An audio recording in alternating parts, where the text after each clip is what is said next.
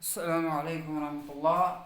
نحن قلنا في الحصة الماضية عندنا اليوم حصة الثالث في عندنا التمرين الثالث. فهناك هو يقول هذا من كتاب التمرين الثالث. هو يقول دع في المكان الخالي في الجمل الآتية منعوتا مناسبا، ويقول تضع أنت منعوتا مناسبا. فكيف أنت تضع؟ أولا اقرأ. العربية سهلة. ماذا سهلة؟ العربية لغة. العربية لغة سهلة. أنا أي ما أنا.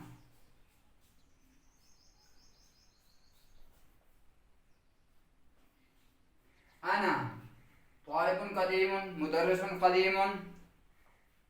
أنا طالب.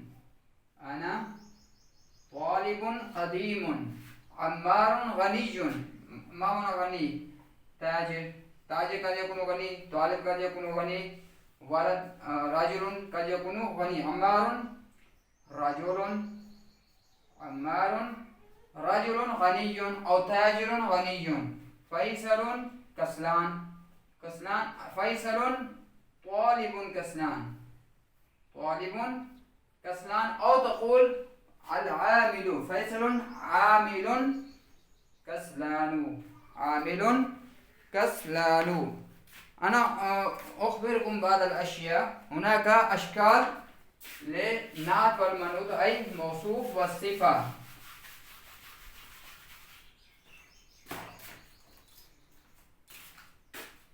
انظروا: الموصوف، الصفة. الموصوف، الصفة. النعت، الموصوف والصفة. النعت والمنعوت. أشكال.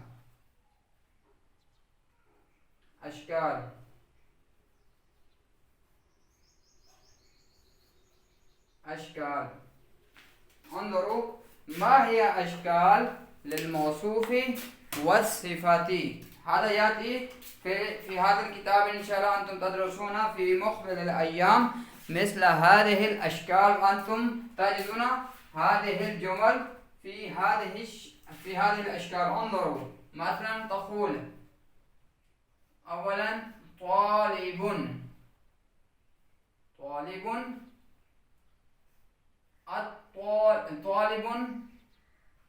جديد.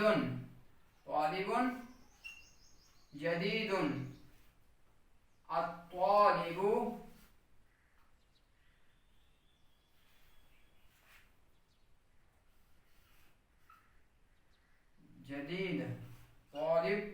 جديد. انظروا: الطالب الجديد. الطالبان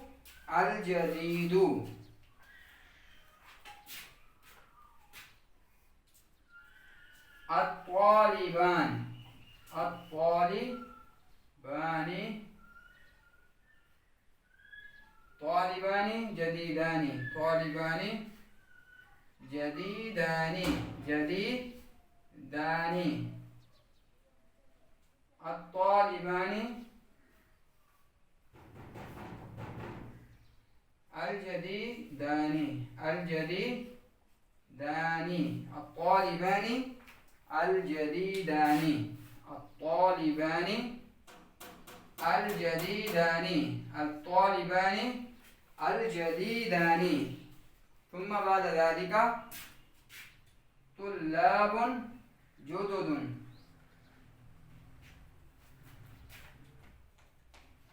طلاب جدد.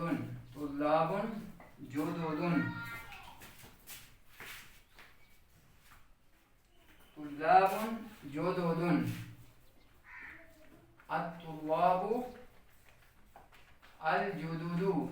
الطلاب الجدد.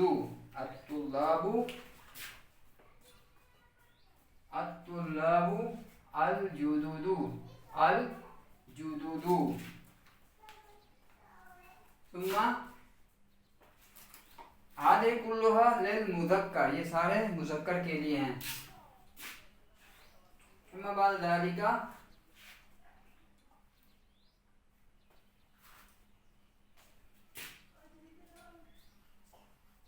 طالبين طالبين طالبين جديدين طالبين جديدين جديدين طالبين جديدين الطالبين الجديدين الجديدين الطالبين الجديدين الطالبين الجديدين. فهذا كان للمذكر. الآن نحن نرجع إلى المؤنث. الآن نحن نرجع إلى المؤنث. هكذا في المؤنث أيضا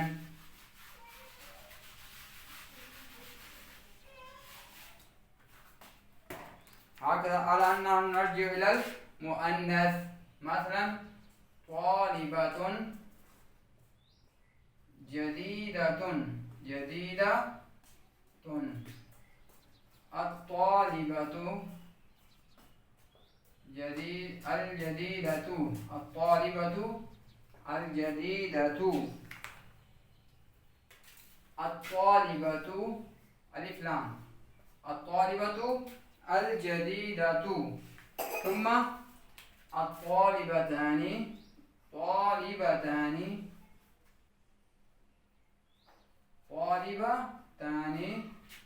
جديدتان الطالبتان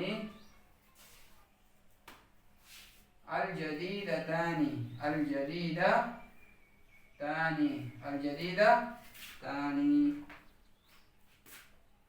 الطالبتان الجديدتان. ثم الطالبات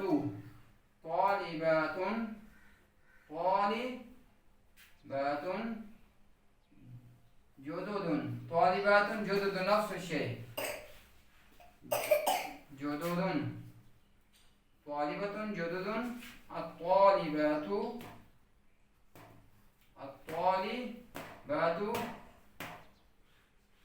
الجدد الطالبات الجدد. انظروا الطالبات الجدد. نعم. بعد ذلك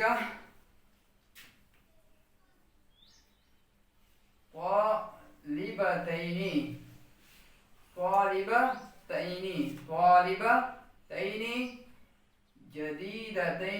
جديدتين طالبتين جديدتين جيم جديدتين الطالبتين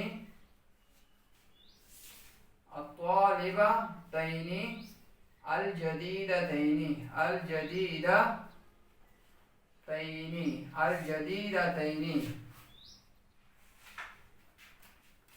الطالبتين الجديدتين الطالبات قد انتهى. جيد. فهذا مفرد مثنى ثم جمع.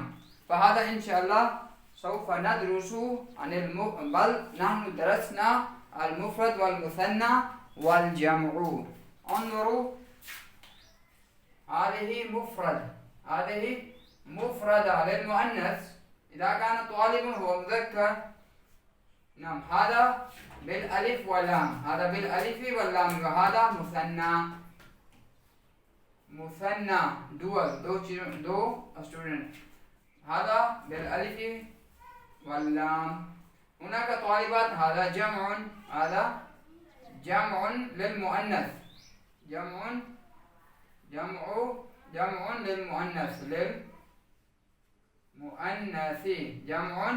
للمؤنث جمع طالبات جدد أو تقول الطالبات الجدد. هذا للجمع. ثم هناك، انظروا افهموا هذا قليلا، إذا كان هناك طالبين، إذا كان هناك طالبين، طالبتين أو طالبين، نفس الشيء، طالبتين، انظروا، طالبتين جديدتين، في حالة الرفع، حالة الجر، في حالة الجر، أو قد يكون في حالة النصب، في حالة النصب، أو تقول مفتوحا، نعم، أو تقول مفتوحا، نعم. طالبتين جديدتين، طالبتين جديدتين في حالة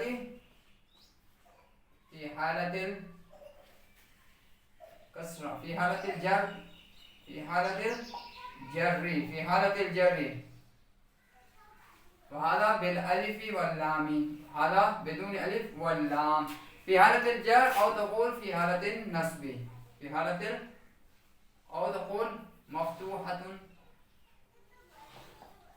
مفتوحة، فهذا سوف تدرسون مفتوحة أو منصوبة، سوف تدرسون إن شاء الله في حصص القادمة. إلى اللقاء إن شاء الله. السلام عليكم ورحمة الله.